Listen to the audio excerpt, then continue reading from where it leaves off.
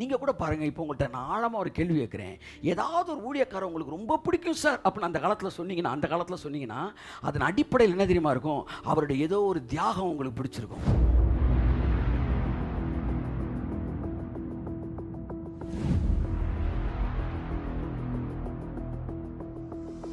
இன்றைய கிறிஸ்தவர்கள் ரட்சிக்கப்பட்ட என்ன விரும்புறாங்க? எல்லா மதத்திலும் இருக்கிற தலைவர்கள் தியாகமா வாழ்றாங்க. ஆகவே எங்களுக்கும் எங்கள் தலைவர்கள் எப்படிதான் இருக்கணும்? தியாகமா தான் இருக்கணும் என்று பிள்ளைகள் விரும்பினபடினால் பிள்ளைகளுக்கு ஏற்றார் போல இதற்கு முன்பாய் வந்த பிதாக்களுடைய இருதயத்தை கர்த்தர் மாற்றினார். அவனுக்கு செருப்பு போடாத ஊழியக்காரன் தான் பிடிக்குது. அப்ப பிதாட்ட மாத்துறாரு. அவன் இருதயத்தை அவனுக்கு ஏற்ற மாதிரி மாத்திக்காடா, கொஞ்சம் மாத்திக்காடு. இதனால தான் தேவன் அத்தகைய ஊழியர்களா அனுப்பினார். இந்த காலத்துல என்ன நடந்துச்சுன்னா, பிதாக்கள் எல்லாருடைய இருதயமும் பிள்ளைகளுக்கு ஏற்றார் போலவே மாறியது.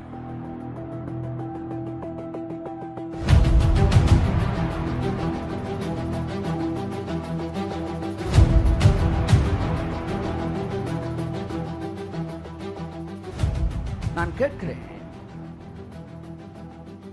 நீங்க லக்ஸூரியஸா வாழணும்னு ஒரு பிரசங்கம் பண்ணா அடுத்து அவர் எப்படிதான் வாழணும்? லக்ஸூரியஸா தான் வாழணும்.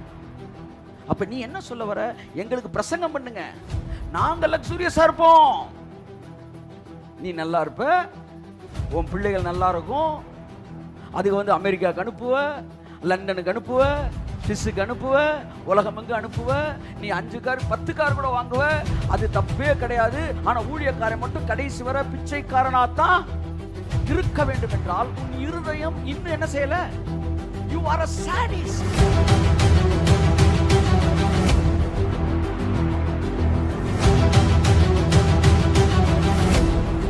பிள்ளைகளின் இருதயம் இந்த கடைசி காலத்தில் பிதாக்களிடத்தில் திருப்பப்படுவதாக, எலியாவின் ஊழியம் நிறைவேறுவதாக. ஃபர்ஸ்ட் பார்ட்ட யோவான் ஸ்நானகன் செய்தான், செகண்ட் பார்ட்ட எலியாவின் ஆவியுடைய நாம் இந்த கடைசி காலத்தில் செய்ய கடமைப்பட்டிருக்கிறோம்.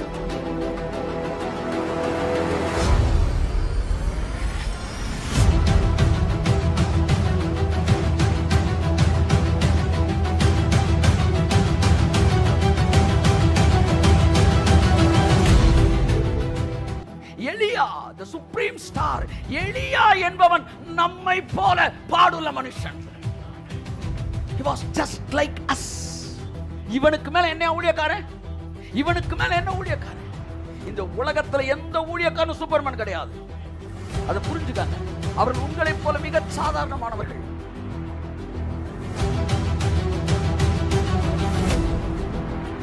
ஹேர் கட் போனப்ப நடந்த சம்பவம் எனக்கு ஞாபகம் வந்துச்சு. அவர் ரொம்ப வருஷமாக அவர்கிட்ட நான் கட் பண்ணிகிட்டு இருக்கிறேன். அவர் தொடர்ந்து நம்ம இதெல்லாம் டிவியில் பார்ப்பார். ரொம்ப நல்லா பண்ணிகிட்ருக்கீங்க சார். நான் சொன்னேன், எங்கள் சைடில் 2 கோடு போடுங்கண்ணே. என்ன சொன்னீங்க சார் அப்படின்னார். பதறிட்டார். சைடில் 2 கோடு போடுங்கண்ணே. நல்லா யோசிச்சிட்டீங்களா அப்படின்னாரு. நல்லா யோசித்து ஜபத்தோடு வந்திருக்கிறேன், போடுங்கண்ணே. சார் உங்கள் ப்ரொஃபஷனுக்குன்னாரு. நான் சொல்கிறேன், என் ப்ரொஃபஷனே இப்போ தான். இதுக்கு பின்னாடி ஒரு பெரிய செய்தியை நான் கொடுக்க வேண்டியது இருக்குது. போடு நான் போய் ரோட போட்டுக்கிறேன்னு. சார் நடுக்குது சார், கை எத்தனை பேர் போட்டிருக்கேன், ஃபயர் ஸ்பேலாம் பண்ணியிருக்கேன், உங்களுக்கு நடுக்குது, போடு.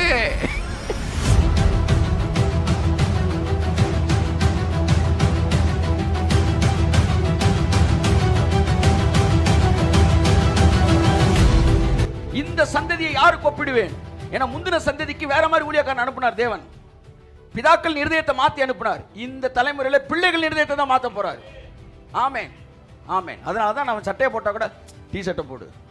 ஆண்டவரே, அவங்க நீயும் இப்போ வேலை பார்க்காட்டி யார் தான் வேலை பார்க்கறது? அவனை கேட்டதெல்லாம் கொடுத்து ஒரு பிள்ளையை வளர்த்தீங்கன்னா அந்த பிள்ளை எப்படி தான் வளரும்? பிடிவாதமாக தான் வளரும். உனக்கு மகுடி வாசித்தே உன்னை கெடுத்து வச்சுட்டான். ஆமாம். அதனால அந்த பிள்ளைக்குள்ள இருக்கிற மதம் என்கிற ஒரு பேய் என்ன செய்யப்பட வேண்டும்? உடைக்கப்பட வேண்டும். அவன் மனது விசாலமாக வேண்டும். According to the word of God. அவன் தலைமைத்துவத்தை நேசிக்க கற்றுக்கொள்ள வேண்டும். தவறும் போது மன்னிக்க கற்றுக்கொள்ள வேண்டும். அவருடைய காரியங்களை அங்கீகரிக்க கற்றுக்கொள்ள வேண்டும். அப்பதான் அந்த பிள்ளை உண்மையிலே வளர்ந்திருக்க பிள்ளை, அப்பாவை நேசிக்கிற பிள்ளைன்னு அர்த்தம்.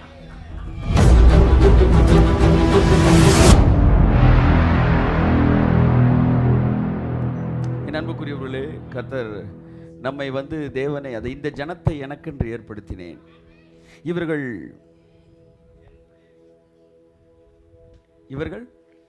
உபவாசத்தோடு, இவர்கள் ஜெபத்தோடு, ஜெபம் வரல அங்க, இந்த ஜனத்தை எனக்கென்று ஏற்படுத்தினேன், இவர்கள் என் துதியை சொல்லி வருவார்கள். அது கண்டினியூஸ் டென்ஸ். சொல்லி வருவார்கள் அப்படி சொல்லிக்கிட்டே இருப்பாயலாம். ஆமேன். எப்போ? தினந்தோறும் கர்த்தர் ஆசீர்வதிப்பார். அன்புக்குரியவர்களே, God is good. கர்த்தர் ஆசீர்வதிப்பார். த மினிஸ்ட்ரி ஆஃப் எலைஜா என்கிற தலைப்பில் சில காரியங்கள் உங்களிடத்தில் பேச விரும்புகிறேன். வாசிப்போம். என் அன்புக்குரியவர்களே, மல்கியா 4ஆம் அதிகாரம் 5ஆம் வசனம். ரொம்ப முக்கியமான வசனம். சபை ஜனங்களுக்கு இது சொல்லப்பட வேண்டிய வசனம். தேவனுடைய திட்டத்தில் இருக்கிற விஷயங்களில் ஒன்று. மல்கியா 4:5 வாசிப்போம். இதோ சத்தமாசிமா. இதோ கர்த்தருடைய பெரிதும் பயங்கரமுமான நாள் வருகிறதற்கு முன்னே நான் உங்களிடத்திற்கு எலியா தீர்க்கதரிசியை அனுப்புகிறேன். இயேசு கிறிஸ்து வருவதற்கு முன்பாக ஒருவன் வருவான். அவனுக்கு பேர் என்ன? எலியா. அது ஃபர்ஸ்ட் கம்மிங்கா இருக்கட்டும் அல்லது செகண்ட் கம்மிங்கா இருக்கட்டும், ஃபர்ஸ்ட் கம்மிங்லையும் இயேசு வருவதற்கு முன்பாக எலியா தீர்க்கதரிசி வந்தான். எலியா தீர்க்கதரிசியை அனுப்புவேன் என்றால் எலியாவை அனுப்பல, எலியாவின் ஆவியையுடைய யோவான் ஸ்நானகனை அனுப்பினார். எலியா ஊழியக்காரனை அனுப்பிய போது எலியாவுக்கு கொடுக்கப்பட்ட வாட் இஸ் தட் ப்ராஜெக்ட் என்னன்னா, மிஷன் என்னன்னா, எலியாவுக்கு 2 மிஷன் கர்த்தர் கொடுத்தார். எலியாவுக்கு, அதாவது இயேசு வருவதற்கு முன்பாக எலியாவை மறுபடியும் நான் அனுப்புவேன். அவன் 2 வேலையை செய்வான். என்ன வேலையா? வாசிங்க. நான் வந்து பூமியை சங்காரத்தால் அடிக்காதபடிக்கு அவன் பிதாக்களுடைய இருதயத்தை, நம்பர் 1, அவன் பிதாக்களுடைய இருதயத்தை பிள்ளைகளிடத்திற்கும் பிள்ளைகளுடைய இருதயத்தை, நம்பர் 2, பிள்ளைகளுடைய இருதயத்தை அவர்கள் பிதாக்களிடத்திற்கும் திருப்புவான். கை தட்டுங்க ஒரு தடவை. எலியாவுக்கு 2 வேலை கொடுக்கப்பட்டிருக்கிறது. எலியாவின் ஆவி தேவன் வர்றதுக்கு முன்னாடி பிதாக்கள் எல்லாம் பாருங்க. பிதாக்கள் அப்படின்னா யாரு? பிரீச்சர்ஸ், மினிஸ்டர்ஸ் ஆஃப் காட், ஊழியம் செய்கிறவர்கள். இவர்கள் இருதயத்தை பிள்ளைகளுக்கு ஏற்றார் போல மாற்றுவதும், 2வது மிஷன் பிள்ளைகளின் இருதயத்தை பிதாவிற்கு ஏற்றார் போல மாற்றுவதும். இந்த 2 வேலை எலியாவுக்கு கொடுத்திருந்தார். இன்னும் விளக்கமா சொல்றேன்.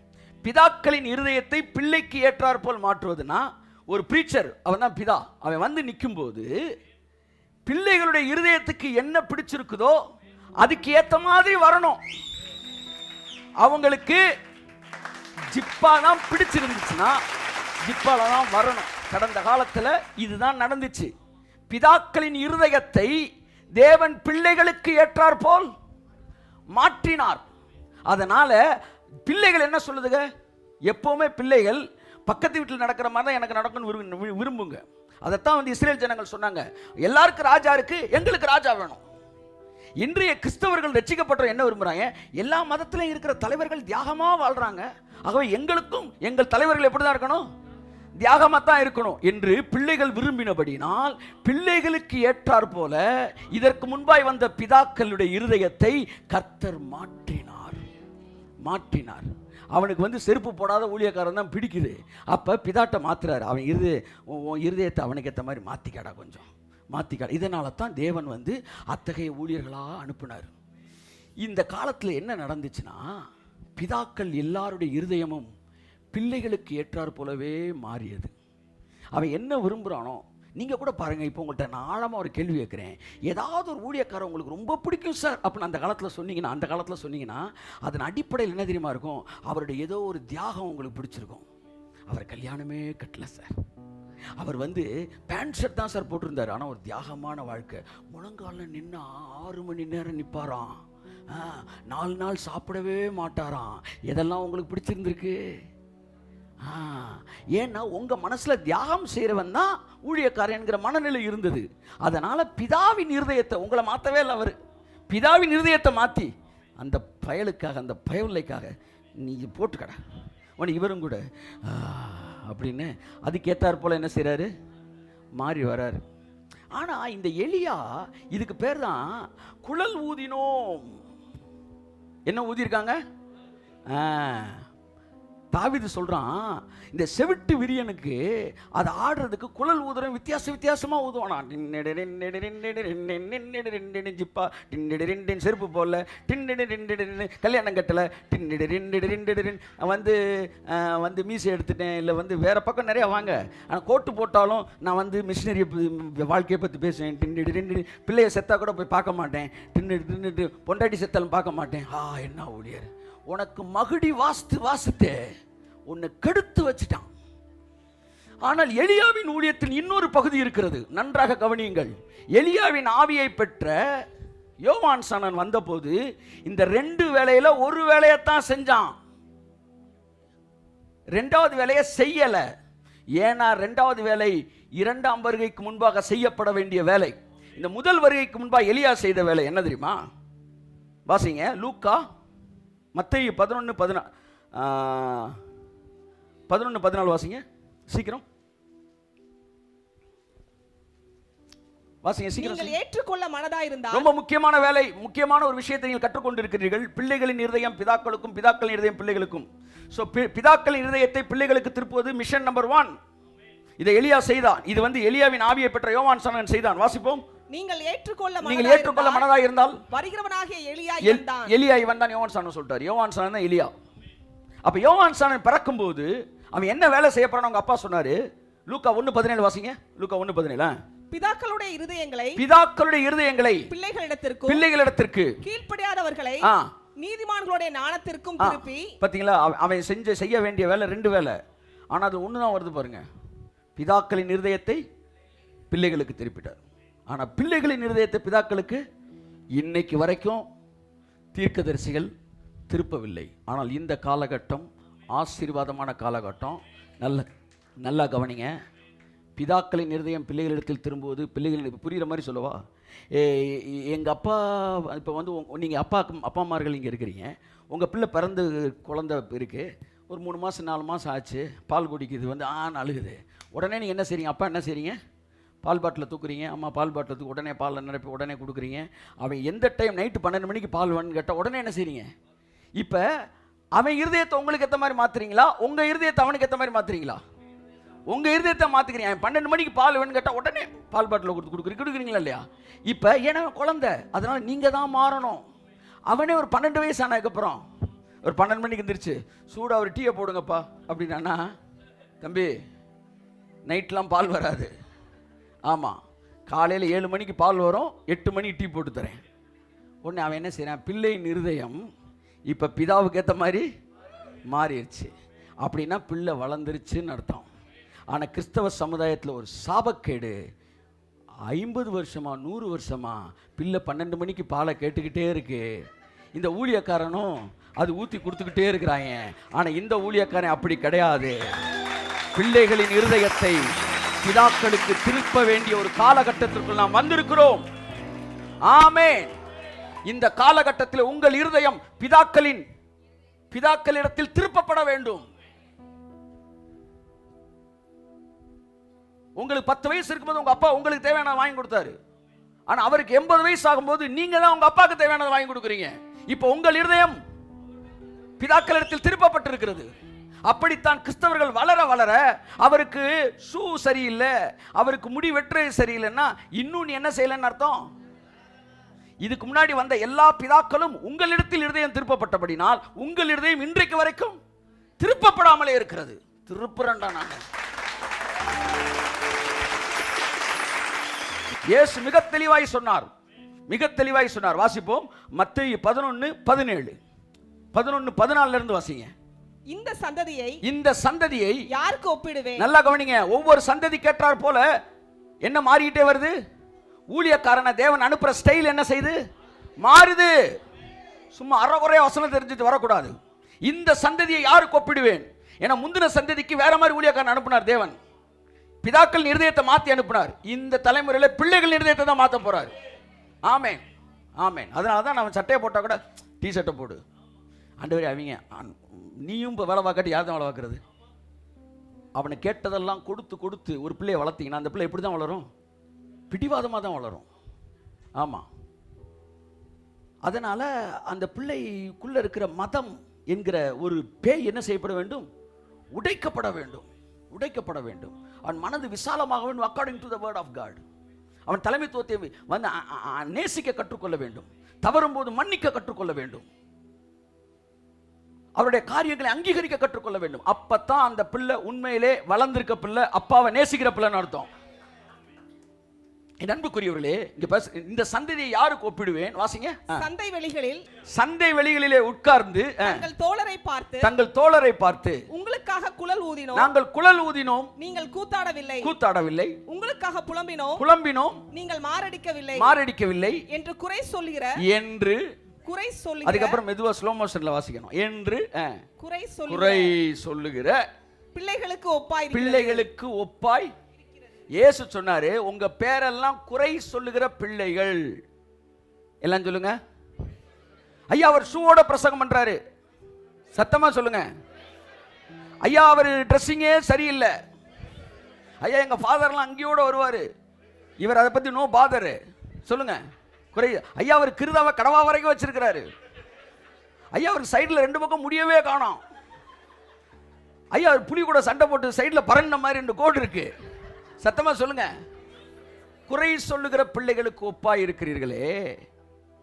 அடுத்து பேசுறாரு. நான் ஏதோ வசனத்தை அப்துல் காதருக்கு அமாவாசைக்கு முடிச்சே போடல, ரொம்ப தெளிவா இருக்கிறேன் நான்.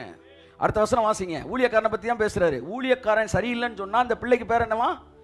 குறை சொல்ற பிள்ளை. வாசிங்க. எப்படி எனில் யோவான் போஜனபானம் பண்ணாதவனாய் வந்தான், சாப்பிடாம ஃபாஸ்டிங்ல வந்தான். அதற்கு அவர்கள் தியாகியா வந்தான், ஒண்ணுமே செய்யாம எல்லாத்தையும் விட்டுட்டு வந்து செருப்பு கூட போடாம அந்த மாதிரி வந்தான். அதற்கு அவர்கள் யோவான் சனகன் புசியாதவனாய் வந்தான். அதற்கு அவர்கள் அவன் பிசாசு பிடித்திருக்கிறான், பிசாசு பிடித்தவன்,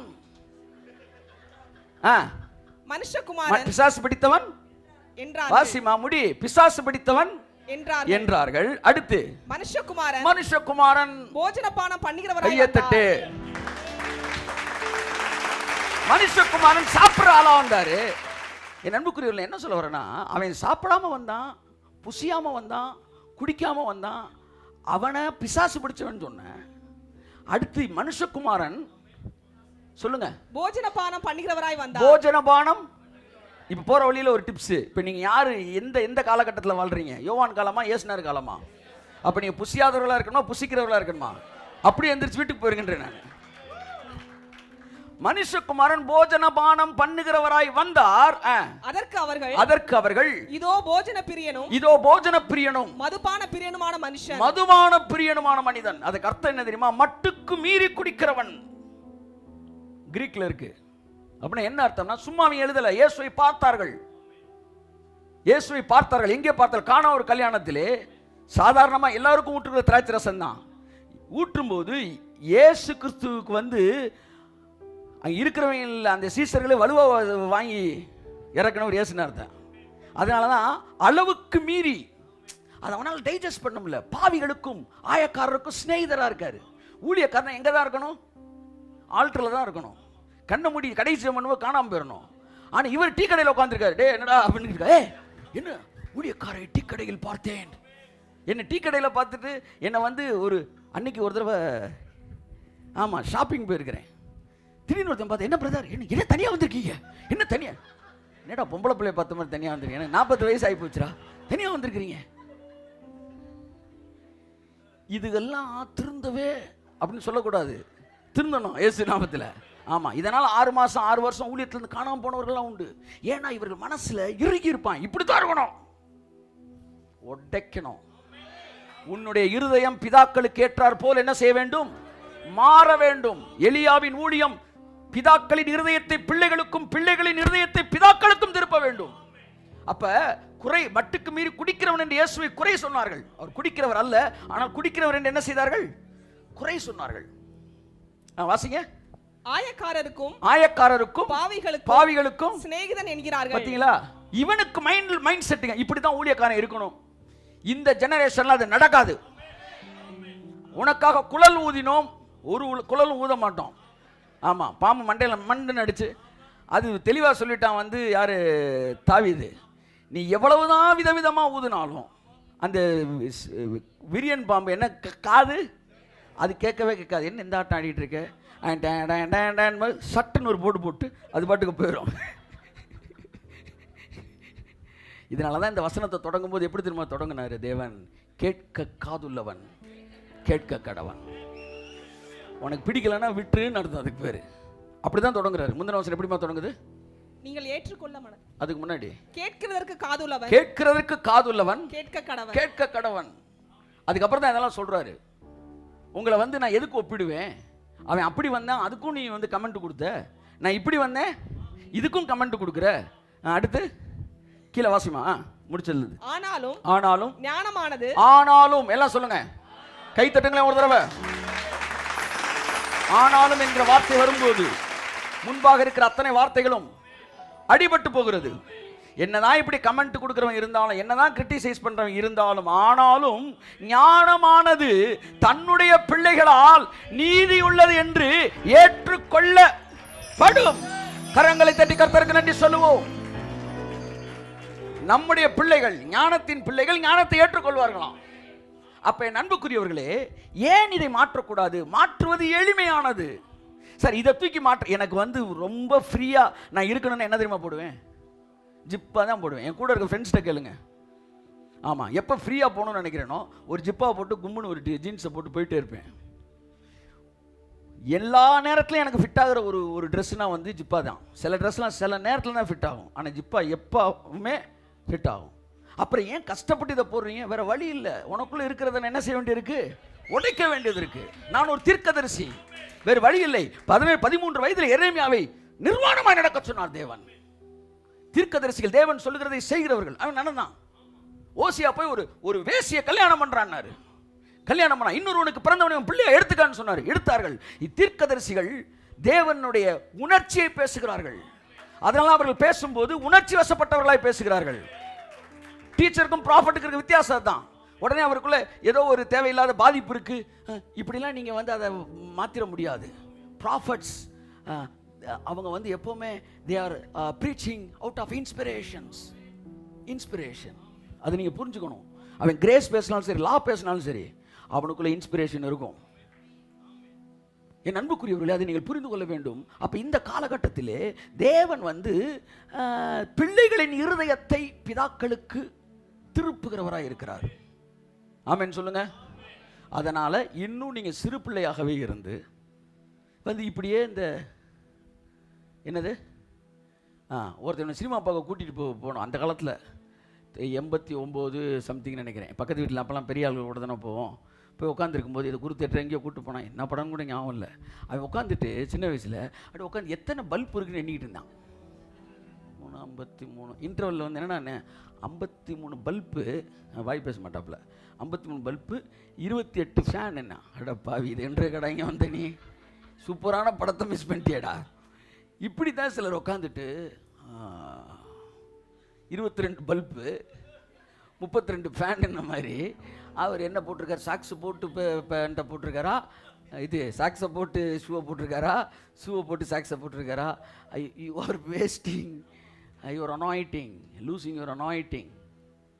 நண்புக்குரியவர்களே, குழல் ஊதினோம் என்கிற காலம் போயிருச்சு. குழல் ஊதினோம், கூத்தாடவில்லை. ஆமாம், உங்களுக்காய் புலம்பினோம், மாரடித்தோம், நீங்கள் என்ன செய்யலை? புலம்பவில்லை என்பது எல்லாம் போயிருச்சு. நான் கேட்கிறேன், பவுல் கேட்கிறாரு, புசிப்பதற்கும் குடிப்பதற்கும் எங்களுக்கு அதிகாரம் இல்லையா?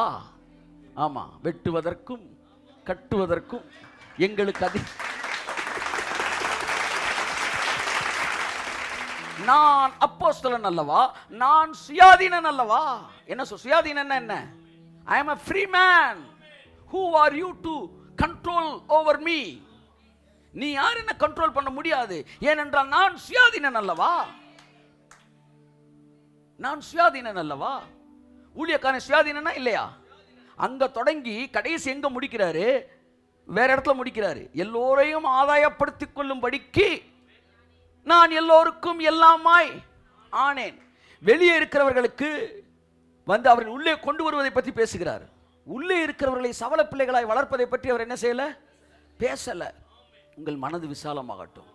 அப்படி ஆகும் என்றால் நீங்கள் சரியான முறையிலே எல்லா விட்டமினோட வளர்ந்துட்டு வரீங்கன்னு அர்த்தம். வளர்ந்துகிட்டே வரீங்கன்னு அர்த்தம். ஆமேன்.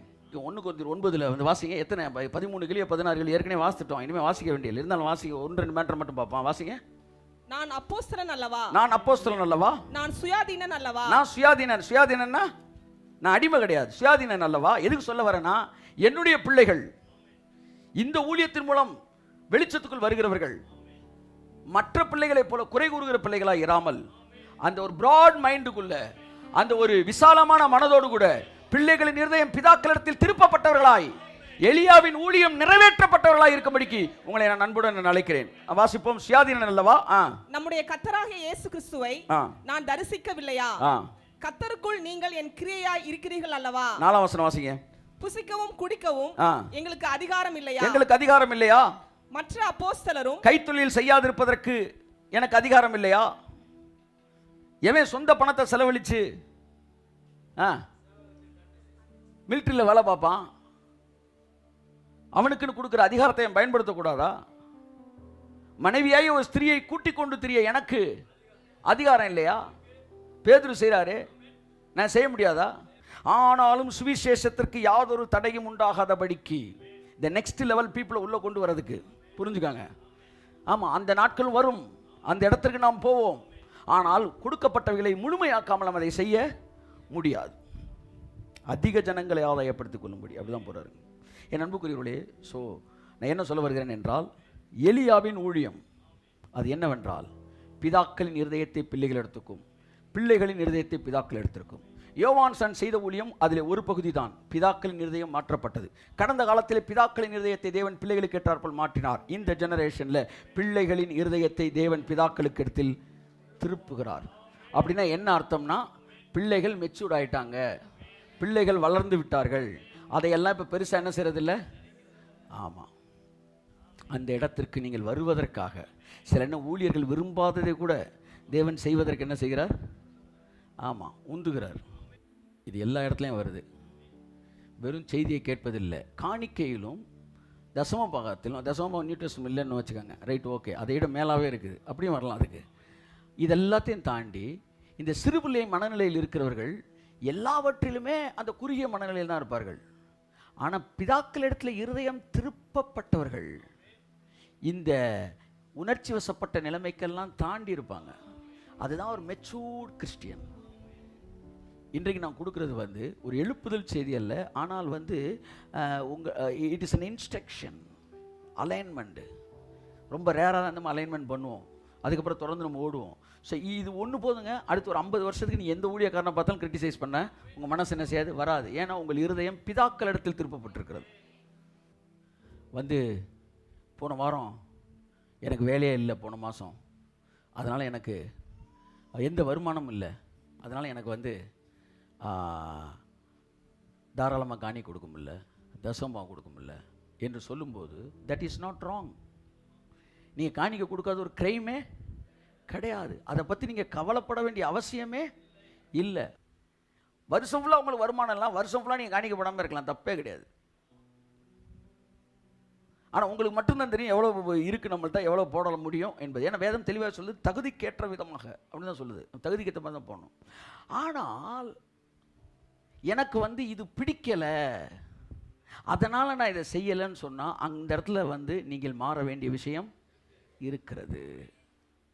இது வந்து ஏன் இங்கே மாறணும்னா, இங்கே வந்து உங்களுடைய மெச்சூரிட்டி சம்பந்தப்பட்ட விஷயம் இது.